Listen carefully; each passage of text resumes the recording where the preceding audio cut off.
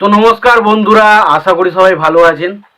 তো বন্ধুরা, এখন যে ছবিটার বিষয়ে আমি কথা বলবো সেই ছবিটার নাম হলো লে হালুয়া লে, যেখানে আমরা লিড চরিত্রে দেখেছিলাম মিঠুন চক্রবর্তী, লাবণী সরকার, পায়েল সরকার, হিরণ, সোহম, রজতাভ দত্ত, সুভাষিস মুখার্জি, কাঞ্চন মল্লিক। বিরাট বড় একটা কাস্টিং নিয়ে ছবিটা বানানো হয়েছিল এবং ছবিটা স্পেশালি একটা কমেডি জনরার ছবি।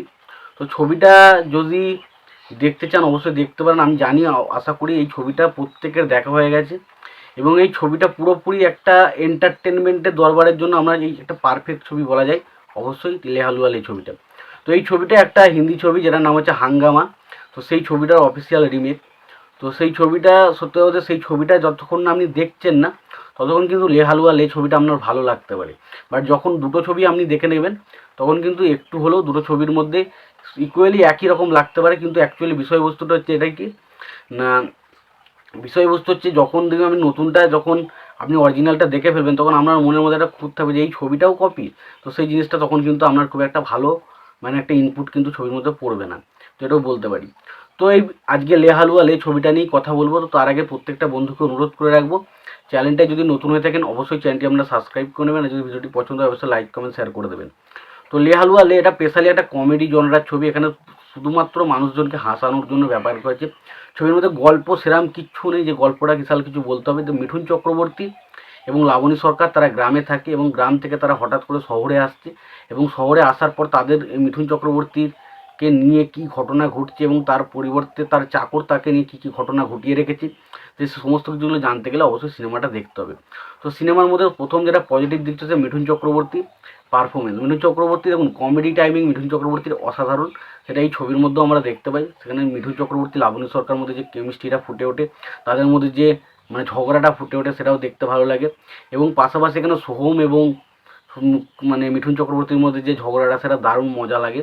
তো সেই জিনিসটা বেশ একটা এনজয়ফুল লেগেছিলো এবং পাশাপাশি যে সমস্ত ক্যারেক্টারগুলো নিয়ে মানে সাপোর্টিং ক্যারেক্টারগুলো এত ভালো যে ছবিটা দেখতে আমার ভালো লাগবে। সুভাষিস মুখার্জি রয়েছে, তার হয়তো সেইভাবে ক্যারেক্টারটার অতটা গুরুত্ব নেই, বাট সে কিন্তু অভিনেতা হিসেবে বা কমেডিয়ান হিসেবে কিন্তু যথেষ্ট ভালো।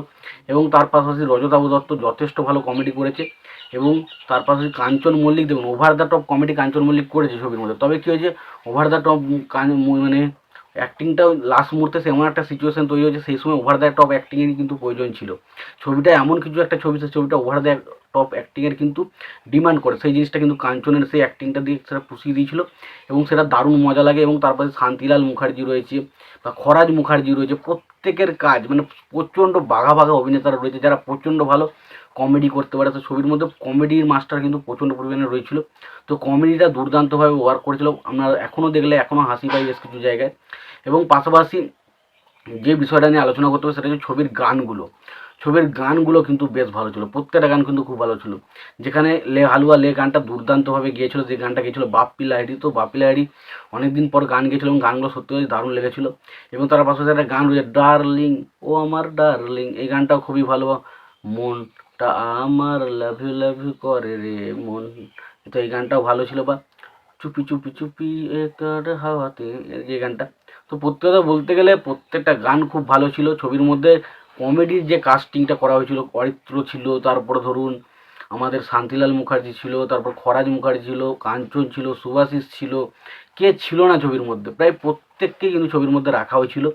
এবং সেই কারণে কমেডিটা কিন্তু দুর্দান্তভাবে ওয়ার্ক করে, কিন্তু কিছু কিছু জায়গায় কমেডিটা ল্যাকও করে। বাট কিন্তু যেহেতু কাস্টিংটা ভালো, দেখতে ভালো লাগছিল ছবিটা। এবং সোহম, দেখুন সোহমের যে দুর্দান্ত পারফরমেন্স আমি বলবো না, তবে সোহম যে ধরনের কাজ করে সেই তুলনায় এটা বেটার কাজ ছিল এবং এখানে কমেডিটা সোহমের যথেষ্ট ভালো ছিল। এবং সোহমের সাথে মিঠুনের যে কেমিস্ট্রিটা সেটাও খুব ভালো ছিল।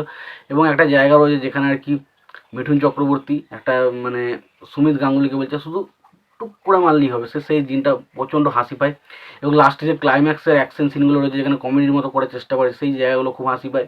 এবং রজতাভ দত্তের যে সিনগুলো রয়েছে সেগুলোও কিন্তু বেশ ভালো। রজতাভ দত্ত সেই দুটো আঙুল তুলে দিচ্ছে এরকম যে মানুষ আমাদের পাশে আছে। তো সেই মানে শুধুমাত্র যে কমেডি এবং কমেডির পাশাপাশি কিছু পাঞ্চ লাইন ছিল সেগুলো সত্যি প্রচণ্ড মজা দেয়। তো লে হালুয়া লে একটা খুবই মজাদার সিনেমা, যদি দেখতে চান অবশ্যই একবার দেখতে পারেন। আমি আশা করছি ছবিটা প্রত্যেকের দেখা হয়ে গেছে। তো যারা দেখেছেন তাদের কেমন লেগেছে অবশ্যই জানাবেন, আর ভিডিওটি যদি পছন্দ হয়ে থাকে লাইক কমেন্ট শেয়ার করে দেবেন। আর চ্যানেলটা যদি নতুন হয়ে থাকেন অবশ্যই চ্যানেলটি সাবস্ক্রাইব করে নিয়ে পাশে বেল আইকনটা অবশ্যই প্রেস করে দেবেন। ভালো থাকবেন, সুস্থ থাকবেন, দেখা হচ্ছে পরের ভিডিওতে।